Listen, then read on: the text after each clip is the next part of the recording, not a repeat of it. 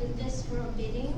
We will be selecting a contractor, and from there, the contractor, we have a pre-construction meeting, and so far we don't anticipate, with a 2.5 year from, we don't anticipate money, so, but we don't want to say that because we don't know the contract. But if this is an issue later, so we would like to give them a restriction not to work late, if that would be.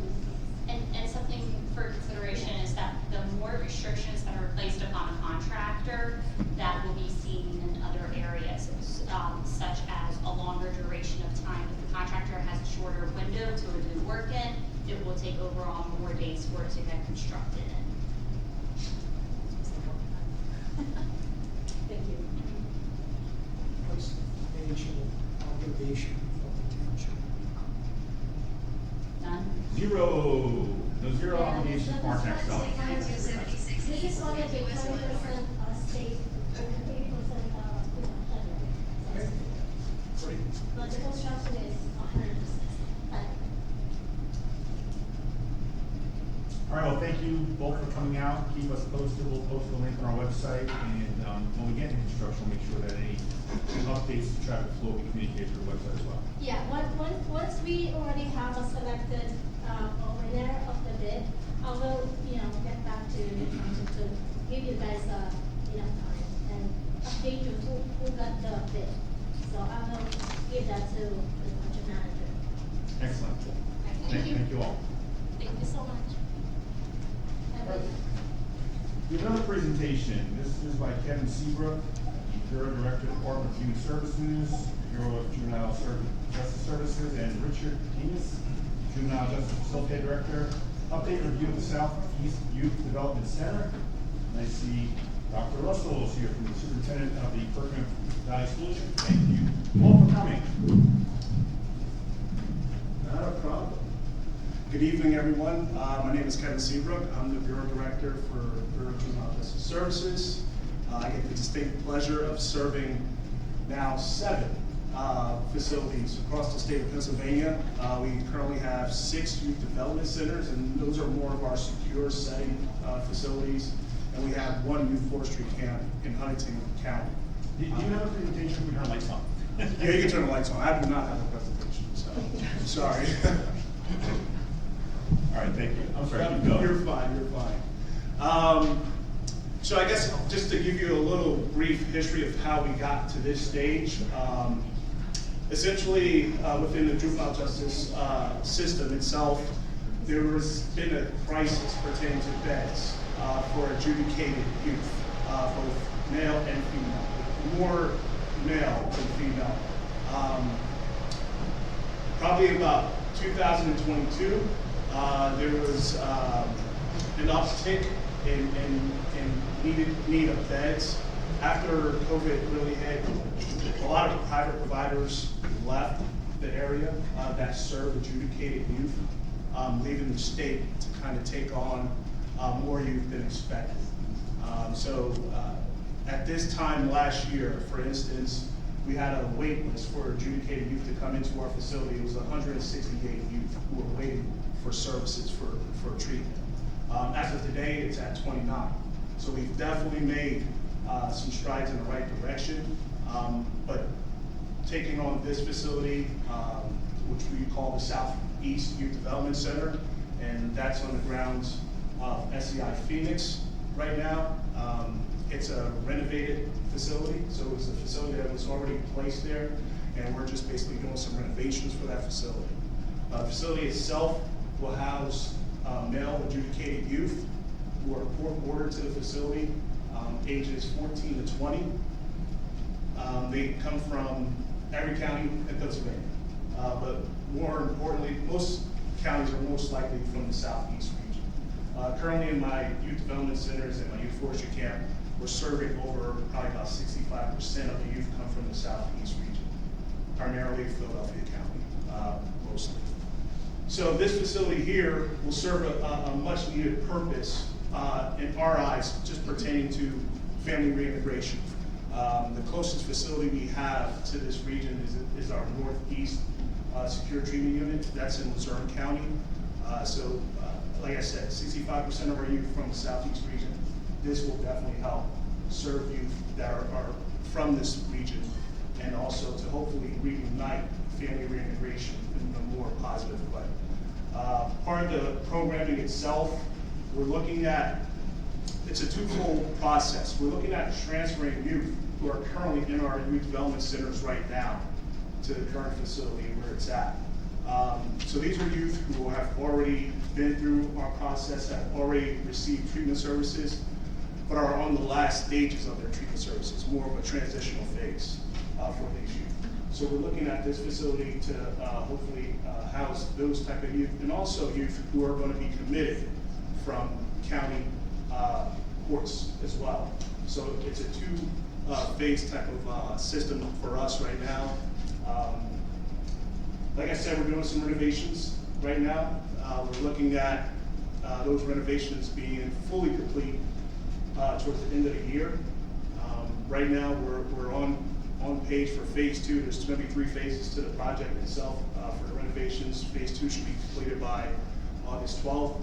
So we're excited about that, and then hopefully finishing up towards the end of the year. It's going to be a soft opening for the facility. There's only going to be initially 2 residents coming into the facility, and then we'll start to ramp up with more residents as time goes on and renovations are being done within the facility. What am I missing? If anything. The biggest part of the facility is this, that we would like to use this facility for youth to reintegrate back into their home community. Part of that is also is showing work development skills for our youth. We're looking at possible off-ground passes for our youth, and that will be court work. This is, again, a facility that's really, we can't decide whether a kid leaves or comes into the facility without it being court ordered from the judge. So if a youth has the opportunity to go on a home pass, or a youth has the opportunity to go on a day pass, or to do work release training, that is all court ordered. So we will present in front of their committing judge and recommend to the court whatever stages that youth might be at that specific time. The one thing about the facility is that we are looking at a partnership, of course, with the community.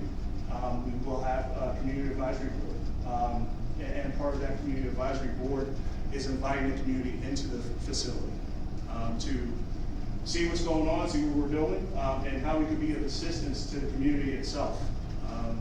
We do that in every one of our youth development centers, as well as our youth forestry camp. Educational purposes, I know Montgomery County Intermediate Unit is going to be providing these services through Perkins Valley School District as far as the contract there. So we're excited about the opportunities for our youth.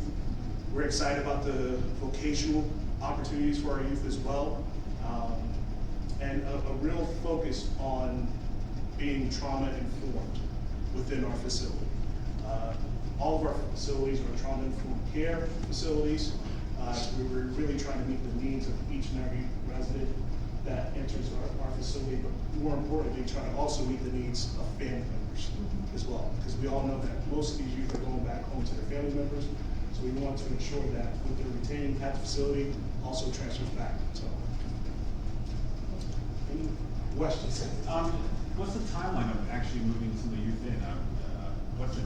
So right now we're looking at the week of July 22nd to bring youth in. Of course, with construction, you always run into an issue, right? There's always something that could also, that kind of gets in the way there. So we ran into some minor issues, but by the 22nd, week of the 22nd of July, we should have 2 residents in the facility.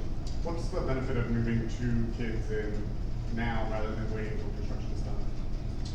We still have a bed crisis. It's not over as of right now. So although we've made great strides, and some people think, hey, 29 is nothing. In my eyes, 29 is still a big number, right? It's 29 youth who don't have services. And understanding of where the juvenile justice system is currently pertaining to detention beds, and there's a lack of detention beds. which means that there's more public safety at risk when you have youth who don't have a detention center in their community or their county. That's why we want to push forward with the 2 years. Well, so what would the timeline look like after that? So 2 come in July 22nd and. So yeah, we'll continue to grow. Basically, the max we'll get to while renovations are going on is probably about 12 residents at the facility until all renovations are complete. And then how many residents? And then we're looking at 40 for a total capacity. Will that include, youth that are phasing out of the program as well as newbies coming in? Yes. And what type of education or vocation training is gonna be offered to them? So with the education, Montgomery County will be doing the Henry Unit 23. We provide educational services. All services are normal high school services for our youth. We'll also look at those youth who graduated to get them online courses for college courses if they so choose. So the,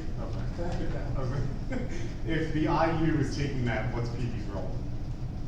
They're basically contracting, from my understanding, with the IU. Mark can speak to that better than I can. Yeah, good evening. Our role as the LEA, the local education agency, is to oversee the educational programming. We're still responsible for the outcomes that occur for these students.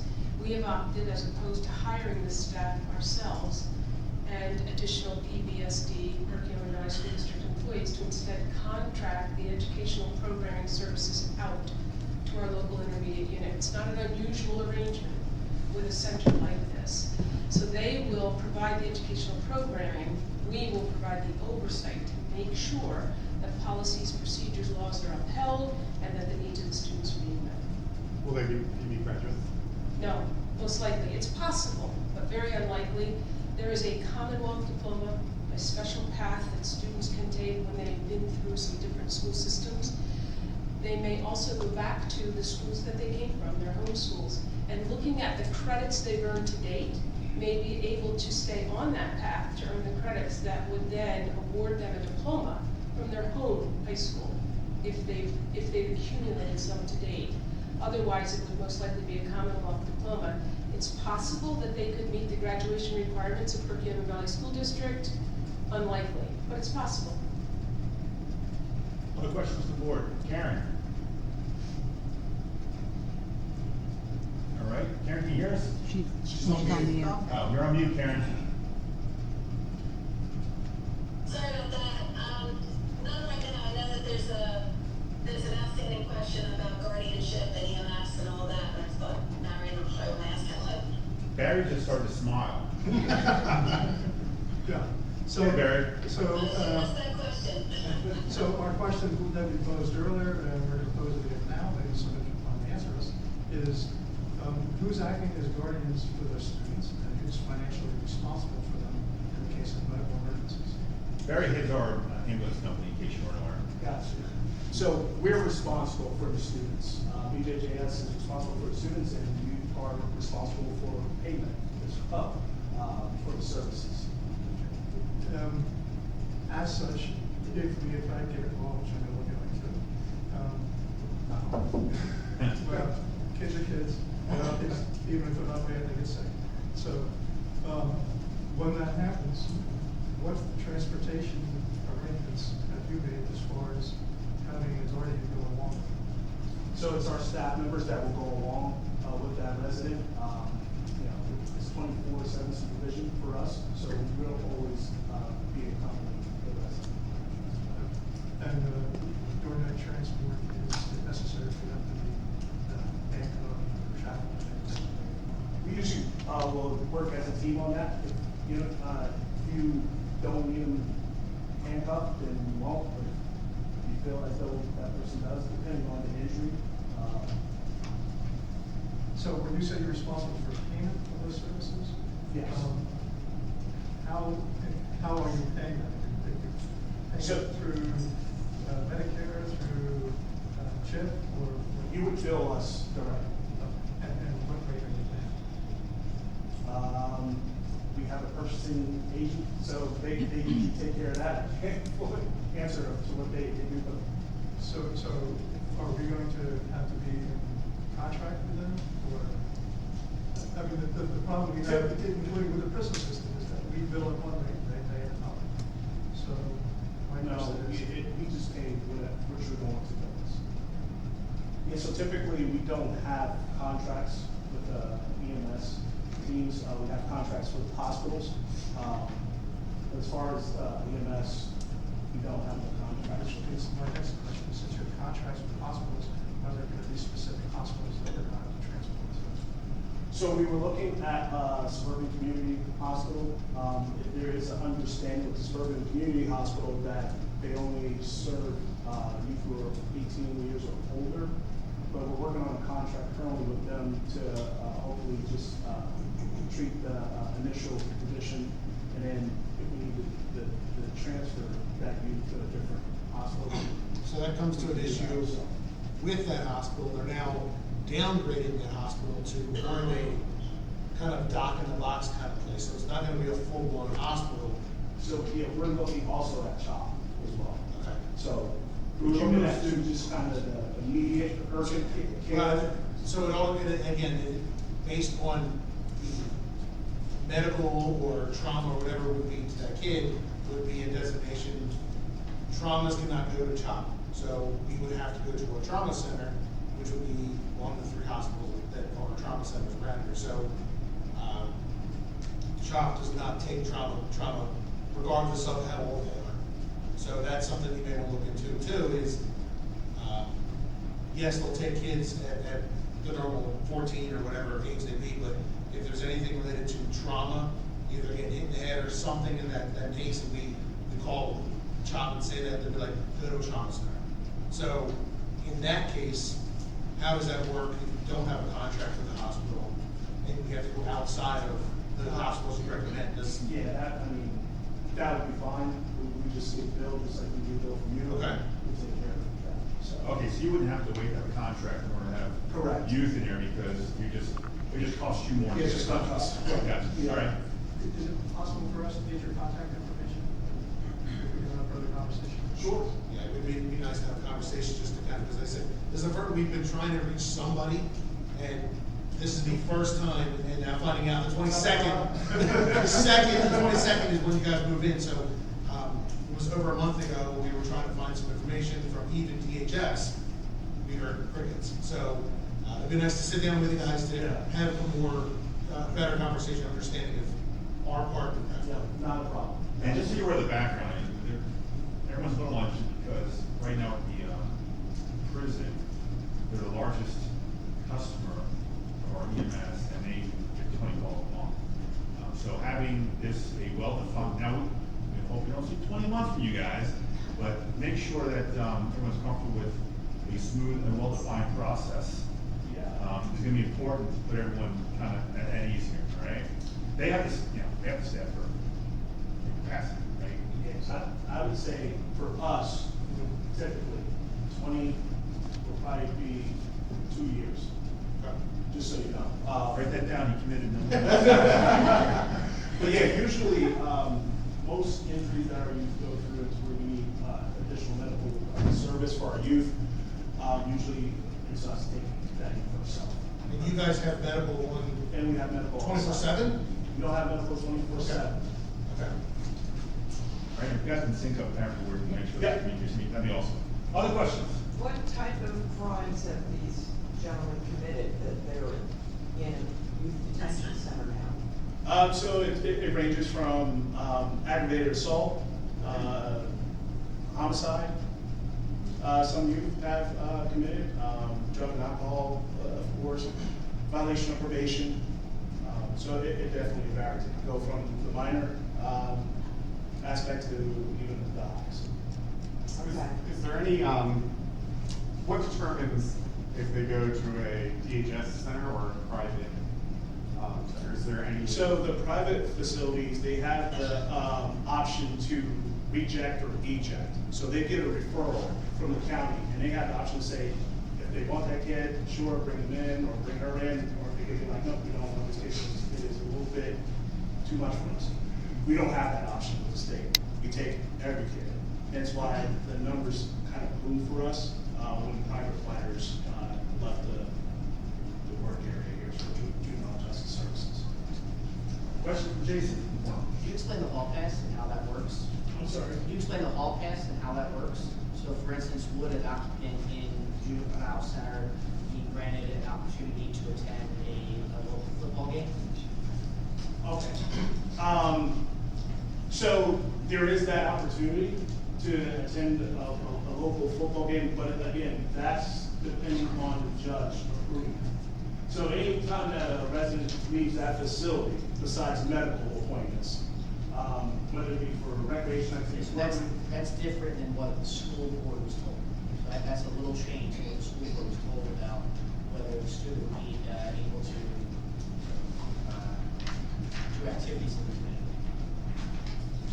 I'm not sure what was that. So the only thing I can tell you is that everything has to be through a forward. Sure. That resident is going to use the facility. Sure. And so with our recommendation and understanding that youth for the time that youth has been at the facility, there is a vetting process for when youth come into the facility. So the youth is already currently at one of our youth development centers. Mr. Ennis and his team will go out to that facility, meet with the kid months prior to that youth coming to the facility, sit in their multidisciplinary treatment team meetings, getting to know that youth, getting to know everything pertaining to the treatment that youth has already went through, and then they'll transfer into the facility. Are the students that are going to be pushed to SEI, are they going to be like Oxford Circle, Northeast Philadelphia? For instance, we're not taking anyone from Pittsburgh. We talk about family being closer by, correct? It would make sense that the 45 students that get put to Skippack are local, rather than. I'd rather, yeah, you would hope that it's local, but we're serving 67 counties. So there could be a judge that says, I don't care if it's in the southeast region, I want to send that kid here. So. Don, behind you has a question? You had talked about the idea of weekend passes and day passes, which sounds a little bit kind of reminiscent to Grove St. Games. What about the possibility of skippers? And in other words, do you currently in the facilities that you have people that are on that day pass or on that weekend pass that don't come to the pickup location that they're supposed to? Yeah, so the question basically is, have we had AWOL, Yeah. right? So we've had AWOLs in the past. There have been times where we have possibly disagreed with a day pass for a certain year, to where we're overridden by the courts, and sometimes that may happen. With this situation here, this is going to be a slow process. Everybody will be on board pertaining to probation office, facility, the judges, the district attorney's office of that home county. We do have a detailed plan put in place for when youth do go off ground. And if a youth is off ground, they are supervised by us. So it's not a free range off ground pass. More of the free range might be a home pass, and if they're doing a home pass, they're doing that in their own home community. Yes? Hi. Couple questions.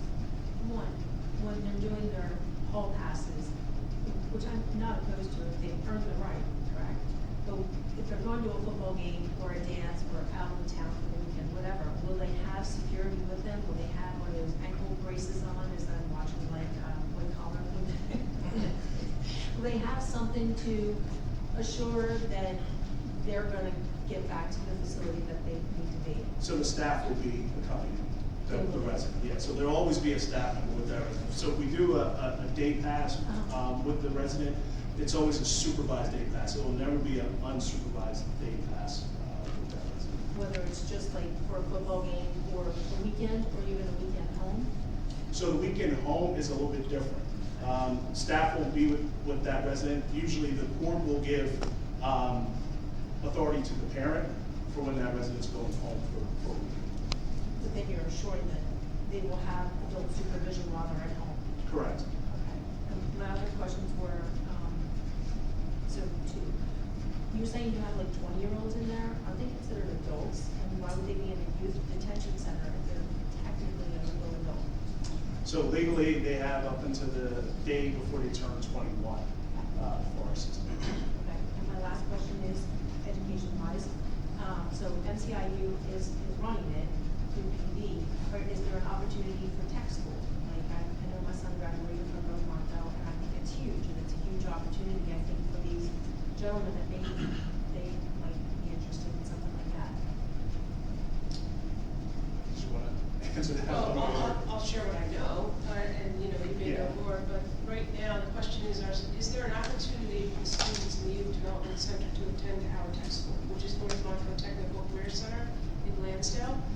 And right now, the information I have is no, there is not, but we would like to bring in some technical training to our students, and you had asked that question a few minutes ago, Ms. McGinnis. The idea would be to try and set these students up for the greatest likelihood for success upon graduation. And part of that, in conversations with the IU, is really around what vocational or technical skills can we help develop in these students, nurturing them to set them up. So that will happen right now, to my knowledge, in the facility, and they have some ideas on that. You are correct. So yeah, most, if not all, educational purposes will happen inside the facility unless there becomes an opportunity for further education. And then that could be like a day pass for something for that. With security with that. Correct, with security. Thank you. Yep. And you talked about as well the possibility of having a work type release. Yes. If they had a work release, would there also then be a staff person with them during that job time? So that's something that we would work out with the company that we're working with and our resident, but there will probably be spot checks at that time from the staff member. So we'll probably do 30-minute spot checks with that company and the resident. Is it a 1-to-1 ratio when they're out? The ratio when they're out, it's not a 1-to-1. Our ratio is 1-to-6, but we do vamp up our ratios when the residents are out. So for instance, if you had 2 residents that were out, we'd probably start out with 2 staff members. Kind of like a 1-to-1, but you could just do 1 staff member to 6 residents, but I'd probably do 1-to-3 eventually if you get to that point of understanding the residents and routines of what's going on. Yeah, so will any of the SCI Phoenix guards be part of the detention center? No. SCI Phoenix will just assist us in emergency situations. You know, for instance, if of course, fire or something like that happened, we'll just communicate what's going on within our facility, just so they're aware of what's going on. Question back here in the gentleman in blue. So, since you've got some more serious offenders in the group, what is day-to-day security like? So day-to-day security for us, it's 24/7. You got supervision on all of our youth. Again, it's a 1-to-6 ratio. We tend to go between 1-to-5, 1-to-4 ratios. Understanding that this facility is a new facility, we really ramped up on staffing for the facility. And like I said before, we are vetting the kids that are coming into this facility. Typically what happens in our system is this, that when a kid is court ordered, they're court ordered to the state. And then we have the somewhat of an opportunity to select what facility that you will be going to. So we get a chance to look at their record, to see what they've been through, educational aspects that they are on, and then we're able to select the correct facility for the correct fit. Do these facilities vary by some of the tighter security? Yeah, so this is called Southeast Youth Development Center. So it's, youth development centers are a little bit more, it's a little secure setting, but it's not as secure. And the reason for that is that within our facility, the dormitory is not a single door lockdown type of ordeal. It's a dormitory style setting. So it's an open setting. There are security measures on that door, but it's not as secure as our other facilities. Now, we do have a secure treatment unit, and in our secure treatment unit, I would probably say that's our maximum secure facilities. Is this facility gonna be a double lock-in, A double lock? a double locking facility? Yes, so the perimeter of the facility will be double locked. We'll have a control booth, a person in the control booth at all times, looking at the facility, the doors. There'll be an intercom system, buzzing people through. And you said it's a dormitory setting, so for the staff from the MCIU that are there, I know most of the staff is virtual, but I think there'll be a principal in the building, right? Correct. So they're gonna be, so let's say when we get up to 45 students, we're gonna have a principal in the building. I think there are gonna be other MCIU employees that are, it's not all virtual, correct, Dr. Russell? That's correct. So what's the, if it's a dormitory style setting,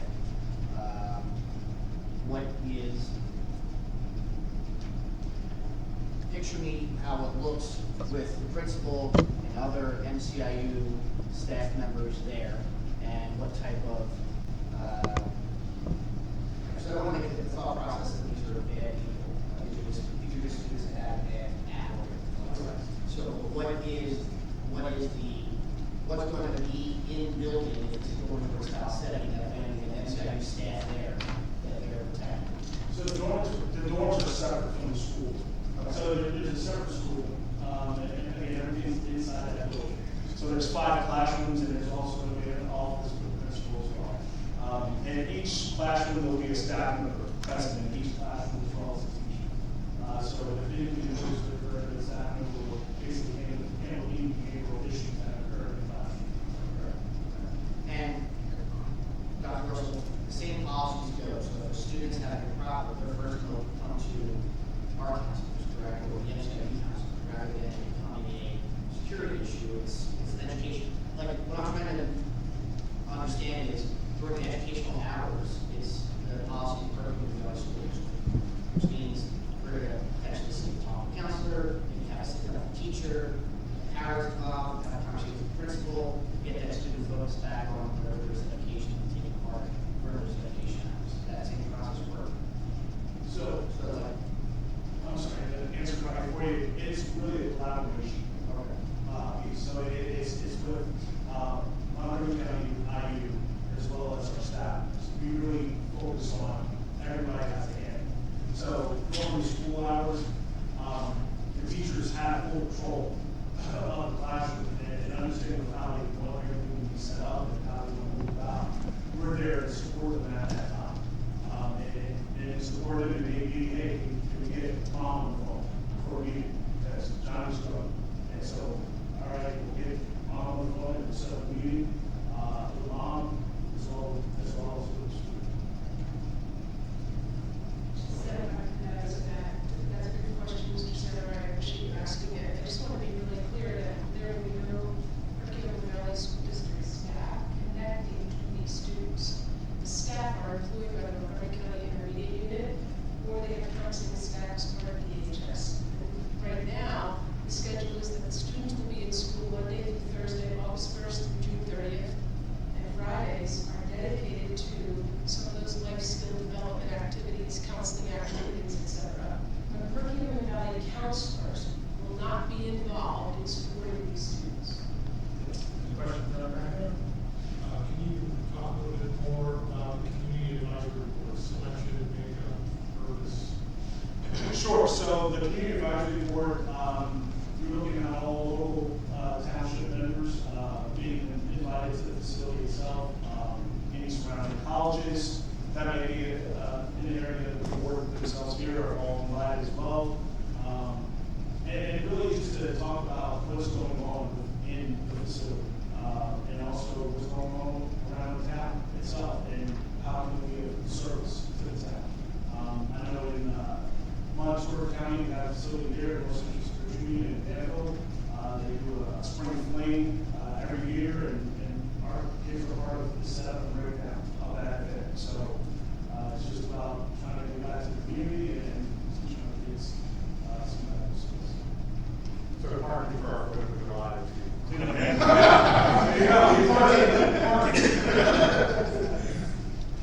Yes.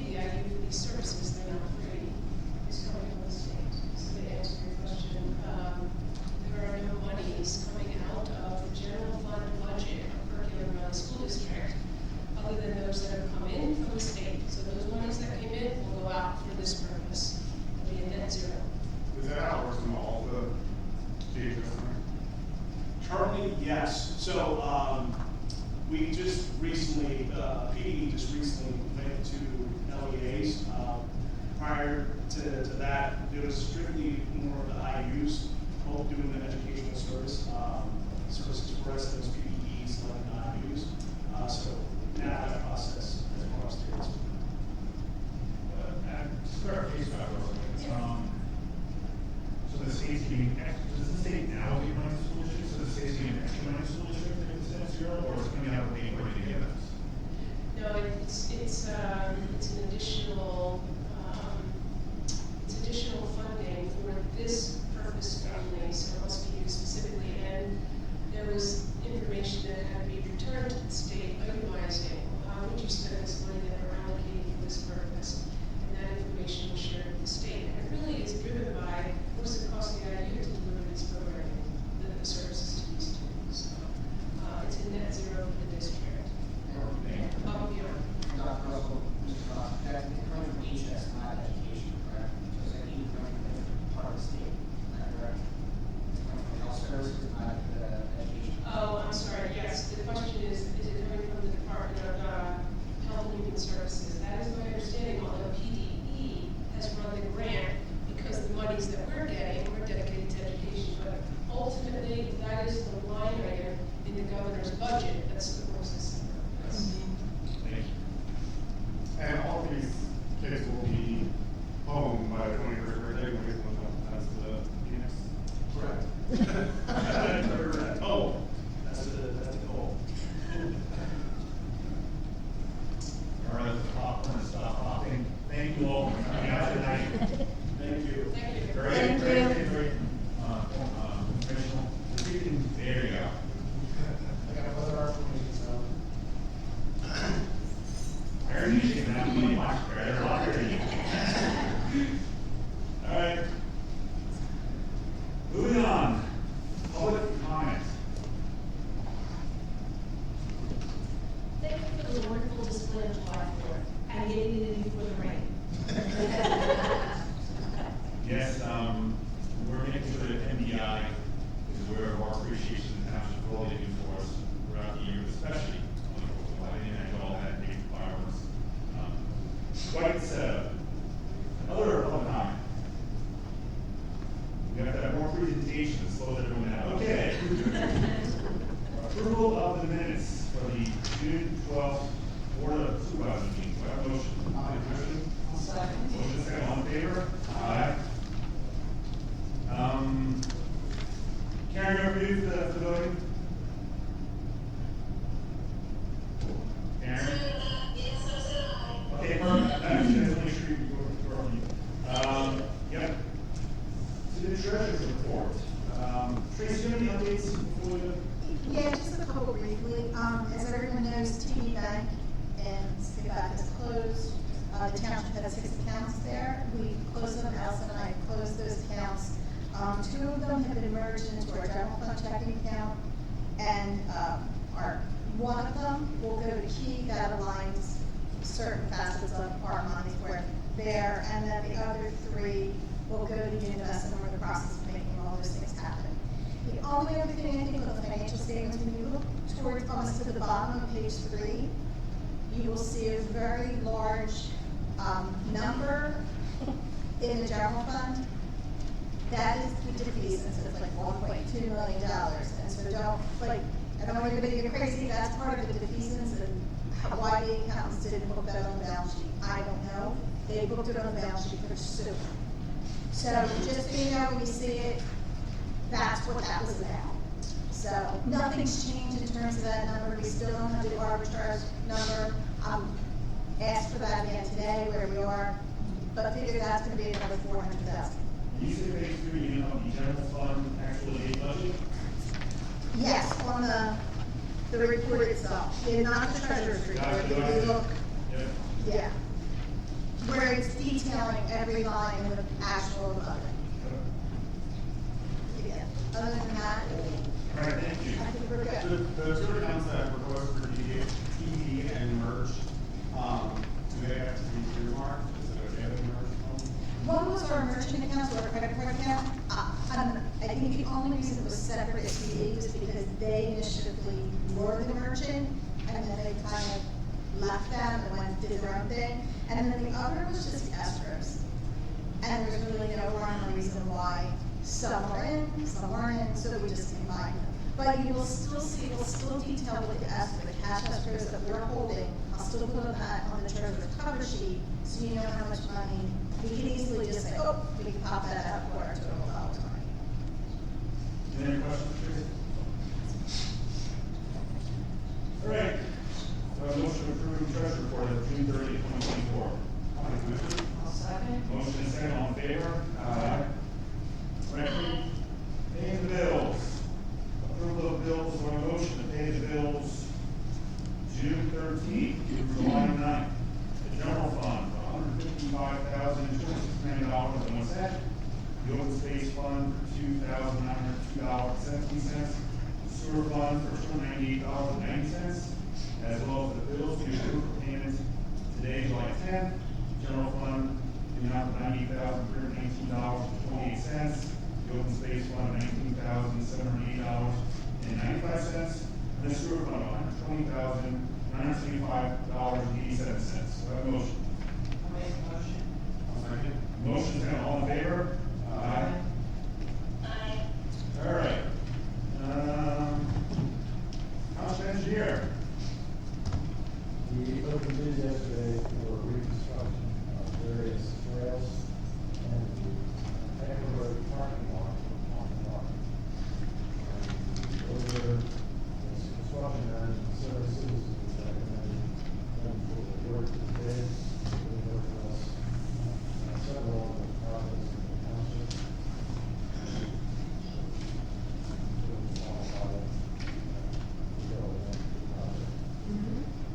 I don't see anything on the engineering tab on our report here that shows the bid out. That's all right, you don't have to pull it now. So this was trail improvements for existing trail that had K, racetracks, as well as which parking lot? Anchor Road parking lot on the park. Gotcha, and a little bit of $47,000 change was who in? Construction management services. Construction We management did services. some trails and bridges for us over on Gardens Road. Okay. And And you guys reviewed it and happy with the bid? Any questions from the board on this? All right, looking for a motion to award the bid to Construction Management Services. Thank you. For the amount of $46,000, $4.10. Motion, I'll make a motion. Second. Motion second, all in favor? All right, the schools, you're up. Thank you, Mr. Chairman. First item on the report is consideration of potential approval of a resolution for land development approval for U.S. Bank. That's the rebuild of U.S. Bank at 4285 Hampton Line Road. Really not typical land development we used to see, and it's really just the rebuild of the building. The public improvements are complete. The township engineer generated the final review letter, and the township traffic engineer generated the final review letter. And the resolution of approval is subject to satisfying conditions set forth in those letters, including the installation of appropriate erosion control measures, updating and refurbishing handicap ramps at locations depicted on the plan, and construction of sidewalk along front of Township Line Road as depicted on the plan. Circulated a draft copy of the resolution to the applicant prior to this meeting, and we are in possession of the applicant's signature on that resolution, accepting all the conditions which you set forth in. So I would recommend the board that they pass a motion for approval of resolution 2024-21. Any questions from schools? We're having a motion to pass resolution 2024-21 for the U.S. Bank rebuild with the stipulations as stated by the rules. Make a motion. Motion is all in favor? Aye. All right, keep going. Second item is the Meadowland acceptance of sewer improvements. Probably all your practice going on for quite a while. And everyone is now satisfied that the sewer improvements that are to be dedicated to the township are in fact complete to the satisfaction of the township engineer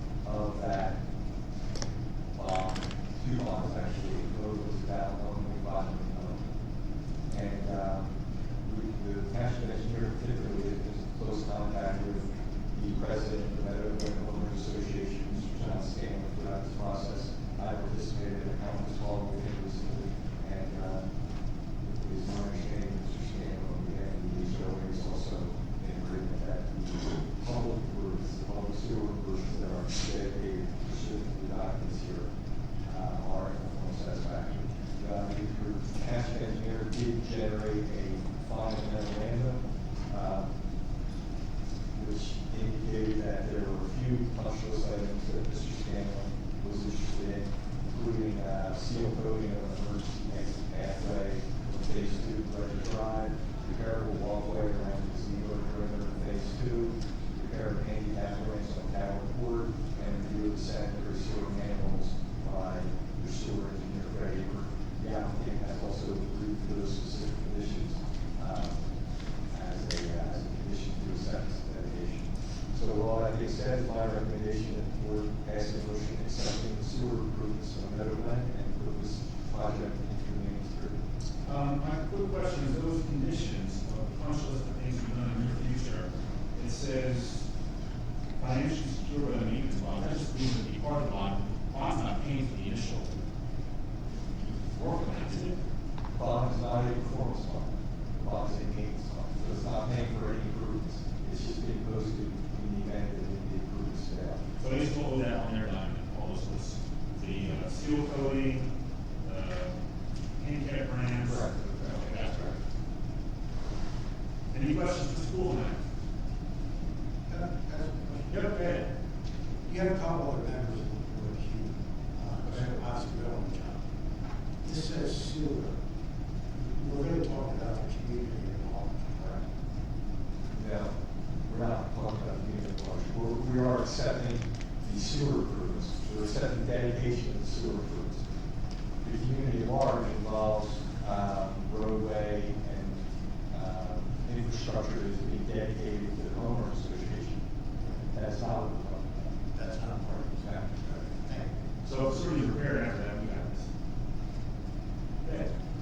Does the township now have the as-built drawings and the updates for those drawings for those schools? I'm sorry, couldn't hear you. Does the township have the as-built drawings for the sewer system as well as any current updates? My understanding is that the township is in possession of the as-built drawings, yes. With the updates? I can't speak to as whether they have updates or not. All I can tell you is that the township engineer is satisfied with all the requirements of the development agreement is satisfied. Anything else? All right. Our motion to accept the sewer improvements of Meadowland. So make the motion? Second. Motion, second, all in favor? Aye. Okay, the next item on my agenda is the acceptance of sewer improvements on Whiskey Road and payment of the amount of $38,943 for the installation of those improvements. Is Mr. Bondi present? Mr. Bondi, pleasure to meet you face to face.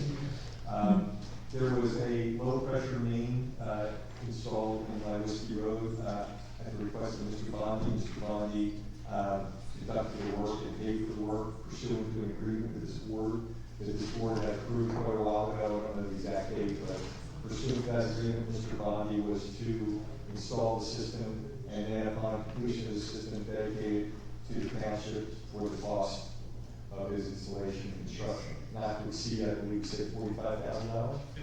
$50,000. Mr. Lawrence, to his credit, Mr. Bondi, to his credit, I'm sorry, managed to complete the job at $38,943. So although we agreed to pay up to $50,000 based upon the actual cost, the work has been completed. Your sewer engineer and Mr. Woodrow's office has inspected the work, certified it as completed to his satisfaction. Mr. Bondi has presented to us a paid receipt for the fact that the contract has been paid, and we're now obligated pursuant to the agreement approved a while ago to pay in the actual cost. All right, so you already agreed to that. Do you have to still honor that? I'm sorry? So the approved that you agreed to pay, we have to vote to pass that action payment? Yeah. Sure. Any questions for anyone first? All right, do I have a motion to accept the sewer improvements on Whiskey and pay Mr. Bondi $38,943 he paid to have that done? I'll make that motion. I'll second. Motion is second, all in favor? Aye. Aye. That's all I have, Mr. Chairman. All right. Steve? All right, thank you, good evening. Just an update on the comp plan.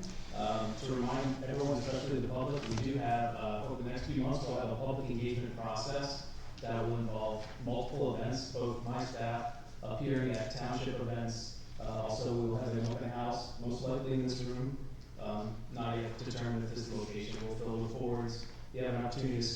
with the professionals, have your voice heard, make suggestions, all of that.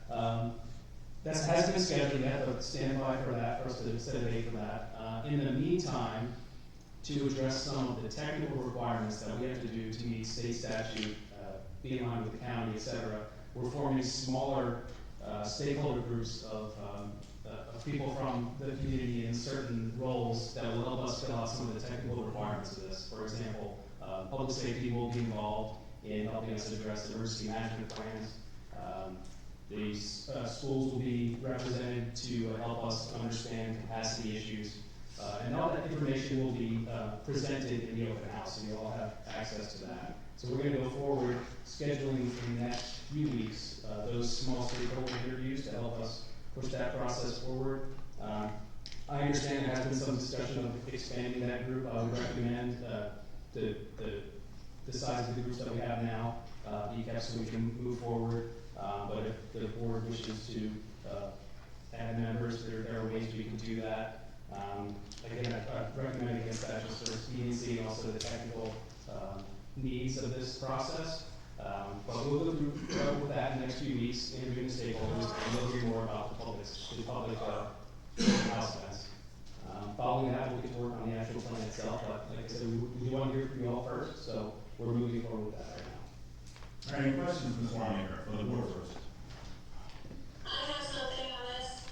Go ahead, Karen. Can you hear me? Yeah, we can. Okay, so it's come to my attention that a couple of listening sessions have already occurred with the public with the intention of informing the comprehensive plan. I would like to strongly suggest that we put some parameters around how we do this going forward. For example, one, have a written plan outlining what the sessions are, when they are, the dates, locations, and the purpose or goals. That this plan would be known to all on the board of supervisors, including the planner. That invitations to these meetings would clearly specify the purpose of these meetings. Like, as an example, currently in the age and update our Skippack Township Comprehensive Plan, you've been invited to a listening session for the purpose of finding out what is important to you and what you would like included in our community plan for the next 10 years. I would recommend the planner would be present to guide the questions and choose the demographic targets. Record the information for use in developing the plan. I think that there's been a couple of sessions where the planner was not present. And finally, and I think very importantly, that there be a full accounting of all expenses incurred, whether there's ad placements, postcards, stamps, staff time and effort, refreshments, in order that at the end of our comprehensive planning, we can explain to the public all of the expenses that were incurred to develop our comprehensive plan. And also submit this to you, Mr. Chair, as a document and a recommendation. Have we had any? So, I think, Karen, you're referring to the patients of Paul? I am. Okay. If I misled you, I apologize. I never intended that to be specifically generated because of the comprehensive plan. Those are two separate events. Upon becoming chair, I felt it would be a good thing to have small listening groups throughout the community, just so people felt heard. The concept of transparency and communication and meeting the public. I did say that during those conversations, if anything material came out that I thought would be helpful for the comprehensive plan, I would report that to Ms. Wanamaker and his team for addition. We have had 2 meetings. The costs have been shared, and in those 2 meetings, we had one meeting with one of our 5,500 communities that was over across the street from where some townhouses being built. And we had a conversation with, and about 10 people showed up there, and we didn't say it was a comprehensive plan. It was, hi, I'm your chairman of the supervisors, Nick's your vice chair. What do you like about Skippack? And what would you change by the magic wand? And mostly they just said how much they enjoyed Skippack and how much they loved Palmer Park. And we offered them that if we were to add trails, what would be beneficial for them? And they said they didn't want more trails right by their place because they live by a busy road. They would still just drive to the park, and about an hour long. The second one was with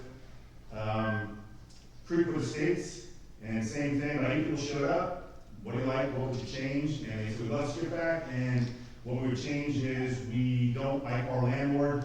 They rent the land that their modular homes are on, and the hours spent with them commiserating about how they were going to form an HOA type group to talk to their landlord.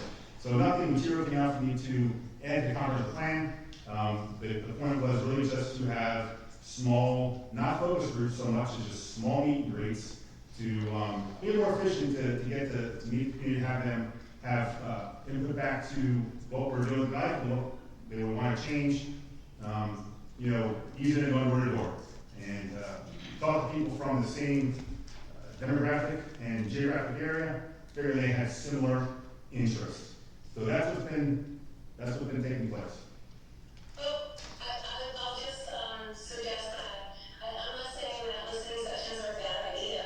I just know that we're in the middle of a comprehensive plan and we want to get as much information from the public to inform that plan. And I think that if we're going to do those kinds of things, it would be wise for us to have a little bit more structure around it so that we're recording the data and getting the information to our planner that he needs. Well, there's 5 of us, and we're all in the community, and we're all talking to people at different rates, different events. You know,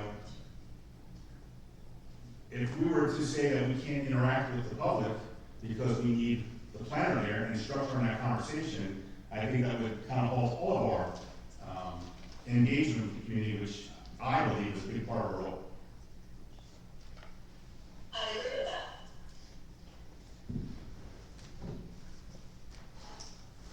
Okay. Thank you. Anything else, Ms. Longacre? That's all I have. All right, thank you.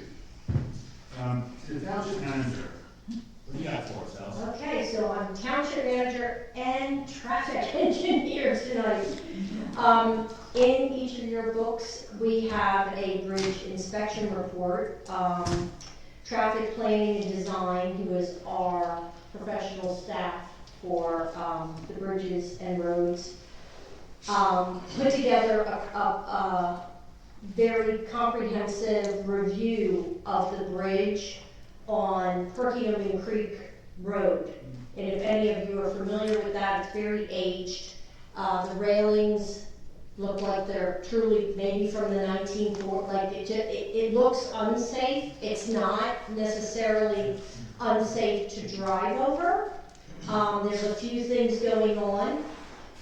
We want to replace the railings and create more guardrails that go from the railings and then extend on each side so that cars can't, if, you know, God forbid, there's an accident or somebody veering off the road, it stops them before they can get into the creek. There's elements that we need to improve to create a safer situation on the bridge. However, through this inspection, they found that the current rails are actually attached to the beams underneath, 2 of the outer beams underneath. So in order for them to fix that, it goes into a little bit more intense work. They're looking at a few different ways that we can improve that situation, and a lot of it comes down as well to the different costs.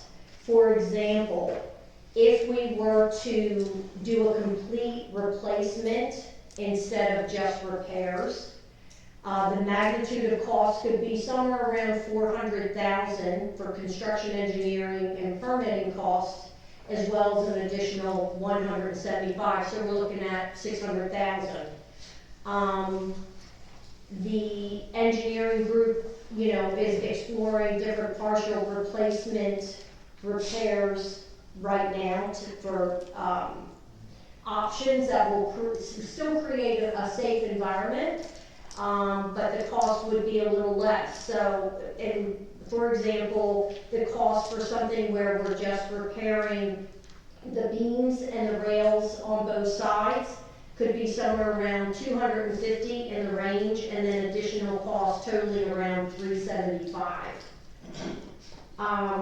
You know, at this point, we are just looking at all the different elements, and in your packets, it breaks down very specifically where the bridges are eroding, but it's mainly the rails right now that they're looking at. The surface, the bridge itself, the structure, like the flat part where you drive over, is safe, but they will put on another membrane on top of that to support the bridge going over. We are also in conversation with PD school system because of the buses. They're starting to look at their bus routes for this year, and so I believe that in some cases they're looking at rerouting just to be on the safe side, you know, until we can get proper railings up with that. Chris will be in attendance next month, but we wanted to kind of give you some information to digest. Obviously, it can be very technical because of the bridge design, and we wanted the board to be aware to kind of digest some of this and have questions or list any other concerns that you may have. Yeah, my first question is, does he suspect there's an immediate threat of weight load for things like a fire truck that can't use it for now, or don't use it for now? He didn't mention weight load specifically to me. I believe, does the fire company go over the bridge at times? So they wouldn't have allowed it, you know, if it was a situation like that. One of the other things that they've recommended in some of the repairs is taking it from a two-way bridge, even though it's narrow, taking it down to a one, kind of like a one-lane bridge, like over on Men's Road, Bruce Paws and whatever. But they're not highly suggesting that because of the way the road curves. You want to make sure that, you know, you have a site element there as well. So they're really taking a look at every single option that they have. And it's something that definitely has to be done for safety issues. There's a weight limit of 3 tons on there, does that concern you? Does it? 3 tons, usually it's, yeah, so usually the capacity twice what we post. Okay, so you're not concerned about driving over that? Our engine is 18. 18? 18,000. We don't worry about tanker. And the tanker is 58,000. The ladder is more than that. All right, yeah, see, you get TP to show up here and have some different options. Okay. You know, at next month's meeting, they'll have to see some proposals of, you know, if we wanted to rebuild, maintain, runway, whatever, right? Yeah, we have to budget, like look at the budget, see what we're coming in at, and, you know, just make a decision so we can get started on it. It definitely needs it. Yeah, also pre-warn him, I'd like to know what he thinks the, window of time we can do something like this is. I mean, these things are horrible. Yeah, agreed.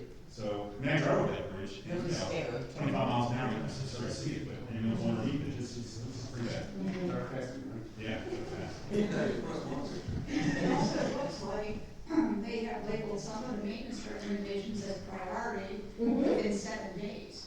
So in order to wait for next month, I mean, do you see their report of the conclusions and recommendations and the summary of maintenance? Yeah. It's, right before the appendices. 2 pages apart. Yeah, it doesn't have a number. Hold on, sorry.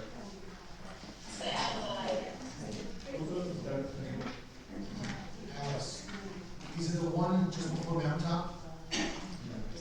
Yeah, it's at the bottom. Where kind of does that S turn? Right, and that's the problem, that's why that's why when We just he wanna said if confirm it went that. to a single lane, that's Yeah. actually more dangerous because of the turn. Yeah. And, Right? within 7 days is signage. So if we get the road crew. to put We some are, the signs- signs are already being put up. Okay, great, Yep. so we met that criteria. Yep. The next one is 6 months, okay, well, get them out here. I'm just surprised they don't have a date on when that bridge is built. No gas? Yeah, it's pretty old. Yeah. I love when we refer to it as the Chernobyl rail. Maybe less confident every day. All right, before that bridge, get me here. All right, what else you got? Okay, So my second item is consideration of potential action upon resolution 2024-22 authorizing the submission of an application for the 2024 PA DCED Commonwealth Financing Authority Multimodal Transportation Fund Grant. Tell us what that is. That grant is to help us, knock on wood, hopefully, cover the expenses, a majority of the expenses for a widening of the road and a bigger, wider bridge at 113 and 73. So now we can build in proper turning lanes going in both directions. It'll help to increase the traffic flow that's there. It's not gonna be an overnight situation. We actually applied for the multimodal fund grant last year, and we received it for the crosswalk over by Meadow Glen. So this grant has to be in by the end of July, and we most likely will not hear a result with that until April of 2025. There's a few other moving parts that we need to work through as well. But that's our first step. So we would be looking at the total project would be somewhere around $3 million. We would contribute $400,000 from some of our funds, and we're looking for their contribution of the grant to be somewhere around 2.6, something in there. Okay. Okay. And for everyone's education, this grant was a recommendation from Matt Bradford's office, who assured us that he would help get good eyes on this and help get approvals for this. And he's been extraordinarily helpful. So just so you know. All right. Any questions about Resolution 2024-22? All right, we have a motion for Resolution 2024-22 for the Multimodal Transportation Fund Grant. I'll make the motion. Motion second, all in favor? Aye. Any opposed? Okay. I don't know, Karen looks like she. Rose up? Oh.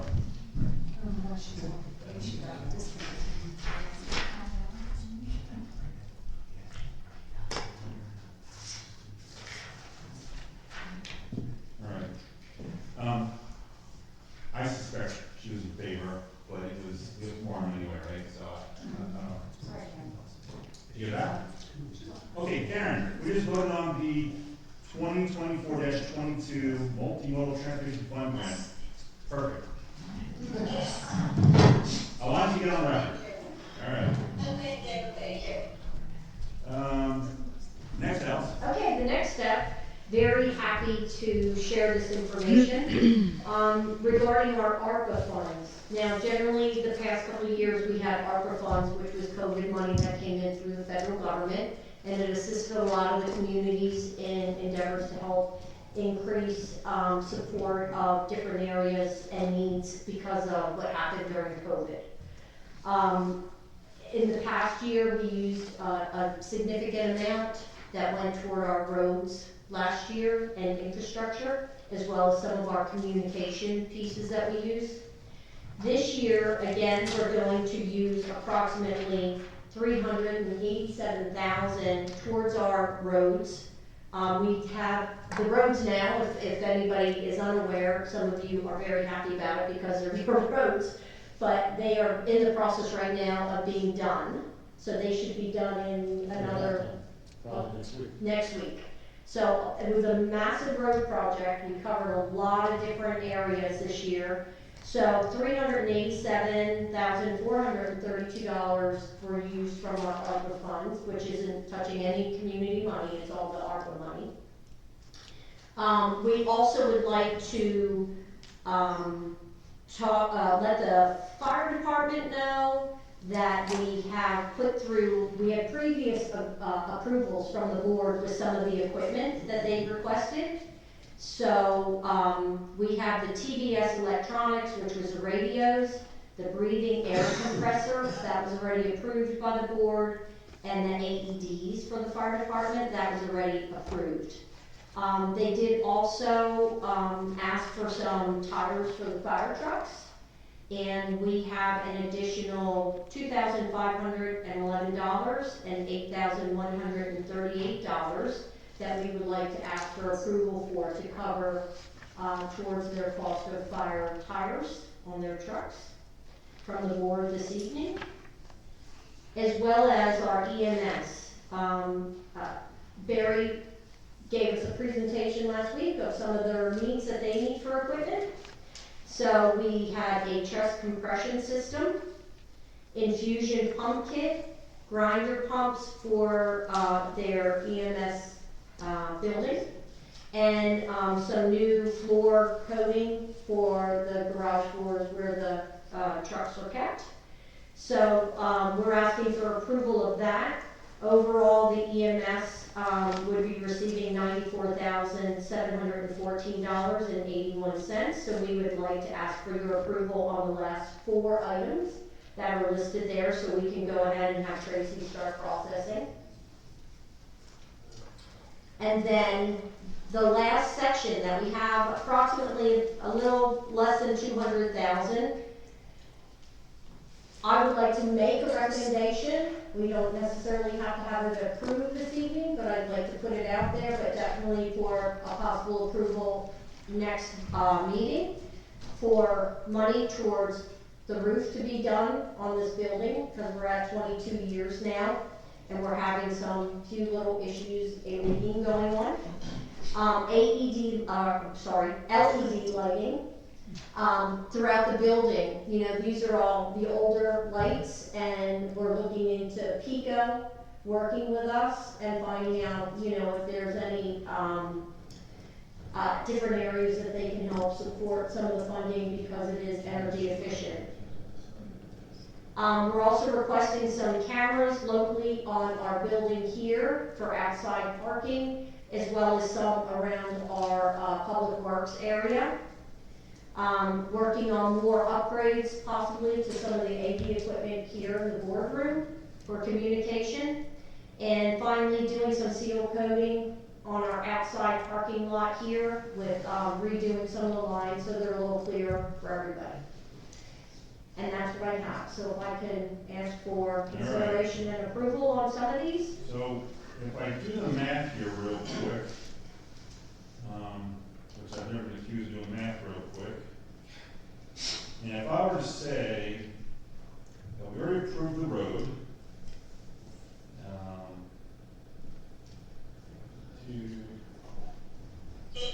we already approved the road. Okay, go ahead. There's a chart in the binder. You know, I'm trying to break it out a little bit though, Karen. One thing I'm looking at is, this is the first time we're seeing the township building maintenance, and that's $168,000 worth. So what I was looking at was, we previously approved a lot of equipment for the fire company EMS, so if we were, and the road improvement, I'm wondering if it would be more appropriate if we vote on the additional items for the fire company EMS that were presented to us, but we have not yet approved or denied, and focused on that, and let us come back and review the township building maintenance at a future time. That's fine. So, Go ahead, Karen. can I ask something? Yeah. So, just point of process, because last month we got the wish list, right? And then there was some discussion, I guess, about which items on the wish list from EMS and fire we were going to go ahead and approve. Yep. So we would have to vote on those items were shared with the public. We can vote on those. Yep. But to your point, some of these other items are just being seen for the first time tonight. Am I right on the process here? Yes, Karen. So so remind me, I don't recall, there was a meeting I did miss though, the Bergey's $10,000 for tires, was that presented? No, we haven't approved yet, that's the point, we're focused on the one we approved, the C1 program, right? So have we been presented with the $10,000 request for tires before this? That estimate was presented to us at the township, so this is, The supervisor was seeing it though. correct. But have the fire company asked us the tires? No, ask the supervisor the tires yet.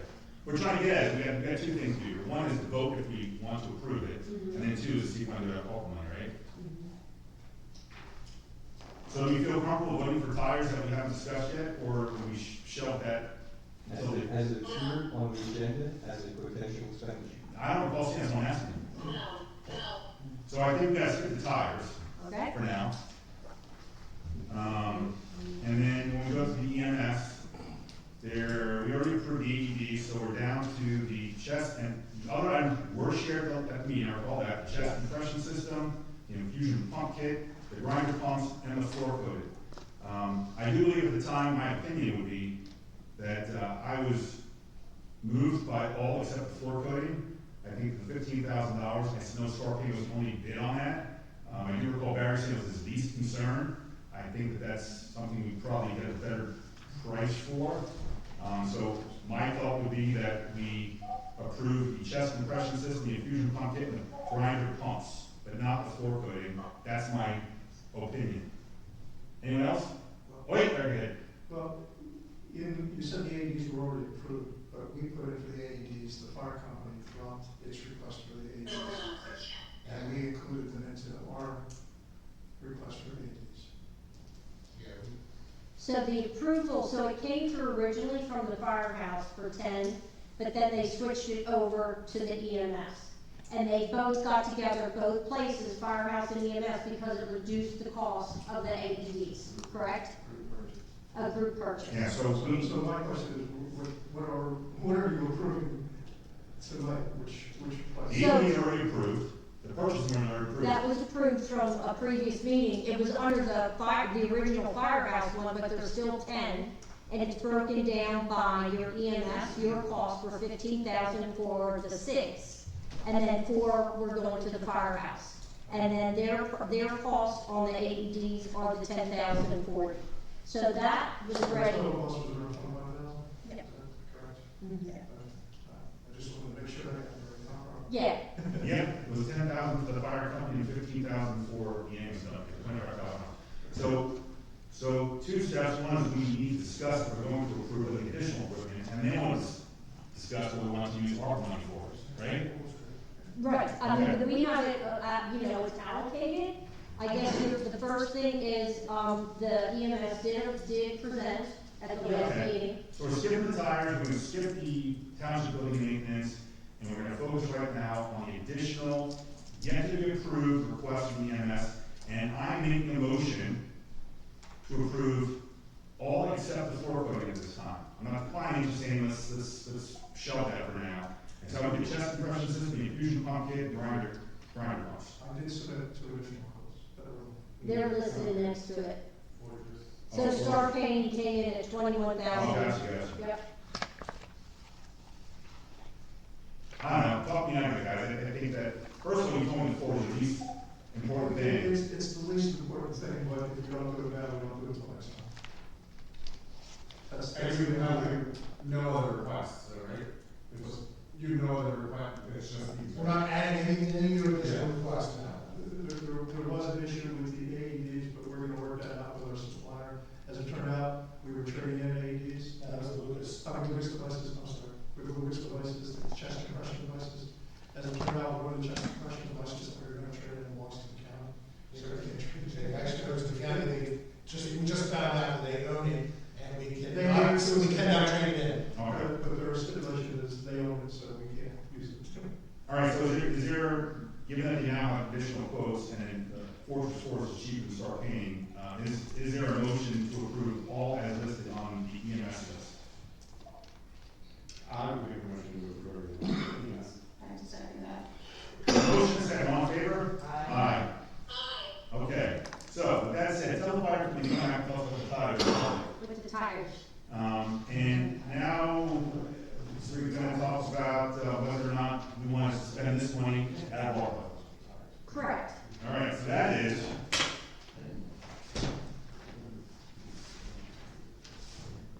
Resolution 2024-22, authorizing, no, that's wrong. Do I have a motion? Yeah, stay there. I don't think they make a motion on that, because we're seeing the dollars for the first time tonight. The township building, Oh, yeah, we skipped the township building. All right, so what we're voting on only was the EMS purchases. And now what we're gonna vote for is that the previously approved and now approved EMS and fire company purchases will come from our ARPA money. Perfect? Good? And don't you think we should, don't you think we should include the tires, considering we have the ARPA money? I don't know if we can at the point, we hadn't had it. Okay, I thought that Alice said that we had money allocated. Well, I have money allocated. It was on the agenda. Yeah. It was on the agenda. That's on the agenda tonight. Well, it wasn't on the agenda. It just says potential authorization to use American Rescue Plan Act funds for Skippack emergency medical equipment needs and additional needs for Skippack Fire Company. Oh, that's the next one. I'm just, Oh, I'm surprised, see? I just hate, okay, got it, but it didn't specify a dollar amount on the agenda, yet we had as part of our packet, the tires, and then when I heard Alice say that she had money allocated for that, then I would assume we could also vote tonight on spending the money for the tires, so, but if I'm wrong about that, Well, sorry. yeah, I'm for it. I would prefer to take the safe harbor and only authorize the expenditures that are very clearly on the agenda. So the part that doesn't have to come talk to us, they've already told us right now, they want $10,000 for tires, publicly aware, and we put on next week's agenda to go for it. I didn't hear the last part of what you said. I spoke too quickly, I'm sorry, it's getting late. It has to be pretty quick. So the fire does not have to come present this, so they are right now. And so we put it on next month's agenda to vote to spend the $10,000 on tires, because we just reviewed that publicly. Absolutely. And most importantly, it will be on next month's agenda. Okay? That's it, Mayor? Yeah, I'm fine. All I'm saying is that what it says here about the resolution was not specific to dollar amount. And it specifically talked about EMS and Skippack Fire, and then, of course, we had this little breakdown. So I perhaps incorrectly assumed that because we were aware of the monies, and it's it's kind of nebulous here just to say EMS and fire, why couldn't we say that we know about the tires tonight and we could vote on it tonight? That's my only question. And not trying to make anything right or wrong, I'm just trying to seek the safest harbor and the most prudent action, particularly since it doesn't seem to be any disagreement over this topic. And we're all going to be here, God willing, next month. I probably won't, but that's. We'll see you on the record, see you want. I'll be on the. All right, with that said, I would, the only thing I would add is, can we get like some initial quotes for transportation maintenance next time? We sure can. okay. That we'll email, like, we can send all the different quotes that are coming out. You know, this was something that we had been talking about reviewing, and when we wanted to make sure that the fire and EMS, got covered, and where were we? So Tracy and I wrote down and looked at where we were ending up with ARPA, and what is the best spend. And we know that this route's gonna have to get done one way or another. So I just wanted to give the board a heads up to some of the final items. If you don't, if you don't want it to spend through ARPA, it's fine. It'll end up coming through. Yeah. Yeah, when do we have to spend up on It has to be agreed upon at a minimum, but we have until 2026, Trace? We have to commit the money Yeah. By December this year. by December this year. Yep. There's talk about pushing that, but we haven't heard anything about Okay, that. so come out some detail and we can commit to even more time done with it. Yeah, right, but it can be spent next year. Okay. With that said, do I have a motion to use the ARPA funds for the previously approved road improvement through innovation construction, as well as the fire company and EMS purchases that we previously approved and approved tonight? Do I have that motion? I make a motion. I'll second. Motion said, all in favor? Aye.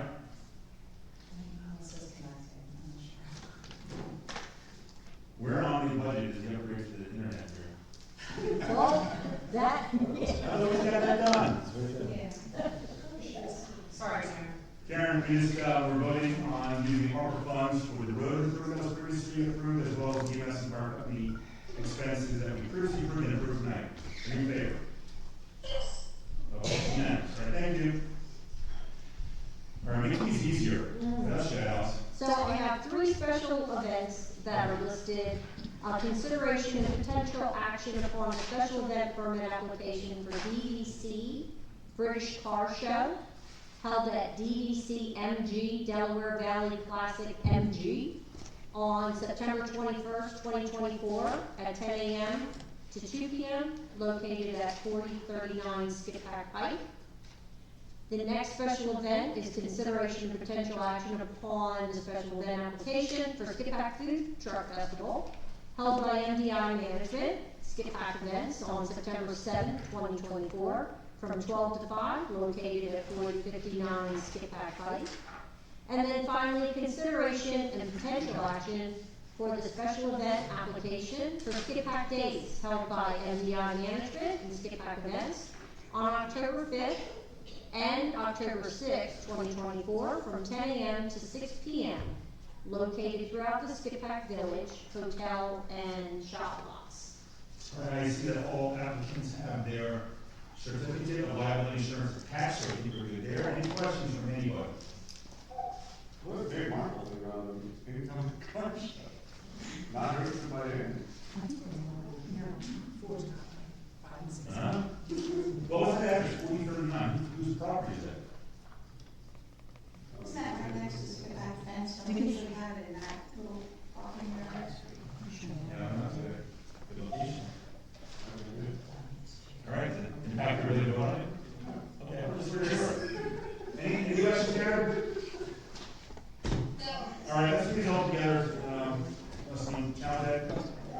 Do I have a motion to approve the British Car Show on September 21st, as well as the Skippack Food Truck Festival on September 7th, as well as the Skippack Days on October 5th and 6th?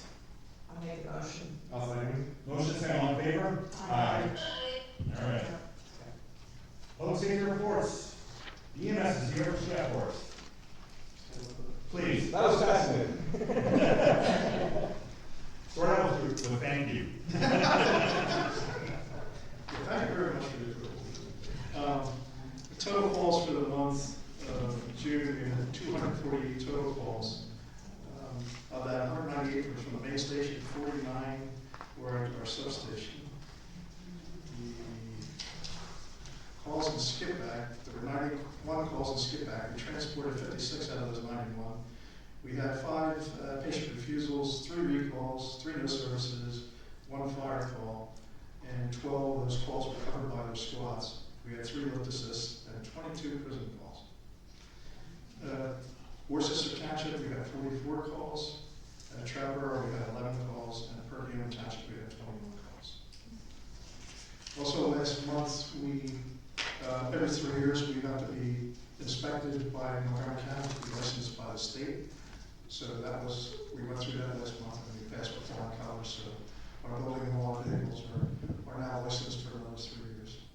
So we're safe there. Other than that, it has been a fairly busy past couple of days. Today was the exception to the rule, but we've been averaging about 10 to 12 calls a day. So today was very strange. We didn't have 1 call until 4 o'clock. So, you never know. That unfortunately is what we do. We sit around being prepared for emergencies, and then sometimes it happens, sometimes it doesn't. Sometimes heat related? What's that? Was it heat related? No, not related to that. No. Did you have issues like a lot with the, anything with the 4th of July, like fireworks or? Well, we had a lot of standbys, or what we call standbys, the unusual events, not the day-to-day occurrences, which of course were the 4th of July parade, the 4th of July fireworks, and then of course we had the event at 4-H, and then also Skippack Pharmacy did an event right before that. So we kind of got bombarded all at the same time, as everybody knows, the heat has been a little overwhelming. Yeah. So we've dealt with a lot of issues with people being overheated. But the Skippack Pharmacy event, they did end up supplying us with 80 cases of water, which was roughly 3,000 tons of water. That's nice, very nice. So that was always a nice event. But other than that, do you have any questions for me? Any questions? Karen, any questions? Okay. Thank you all for your service, very appreciated. see nothing under old business or new business. That brings comments from the board. Any comments on the board? Yes. Good. So, first of all, I'd like to thank Skippack Township and Allison, your staff, for that fantastic AM radio concert that you had. It was so much fun. And I hope that we have them again. And of course, the 4th of July, which a lot of people have already told you. I don't know whether, you kind of mentioned it tonight when the Youth Development Center team were here, but we did have an opportunity to tour the Youth Development Center. The Board of Supervisors was there on June 14th, and we got to see what that building and the facility looks like. It is under a high fence with barbed wire. I was curious, I didn't ask at that meeting about whether there would be security guards used, but we found out tonight, no. But also at that meeting, and I just want to mention that Representative Matt Bradford had suggested at that point that SCI, or the state correctional institution, should send a letter to all of our community members to talk about the fact that there will not be homeless people relocated from Pottstown to SCI Phoenix. And I believe it was mentioned that we would not also be using SCI Phoenix if immigrants were coming and they needed a place to house them. And I haven't heard anything since that meeting on June 14th, so have we heard anything from them? I reached out when you had emailed, and were wondering where it was coming from. And the representative that was there that works directly with Shapiro, she said to me she didn't want to give 100% of a yes or a no. She wanted to speak with him directly to make sure that everything was officially approved and then a formal letter would go out. Officially declined in a formal letter. All right. Go on, yeah. Karen, do you have something? Other than thank you for setting me up this way, I really appreciate it. And I'll be back at it next month.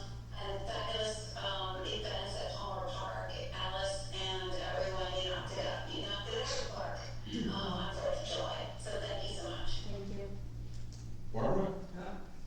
Good. Nick?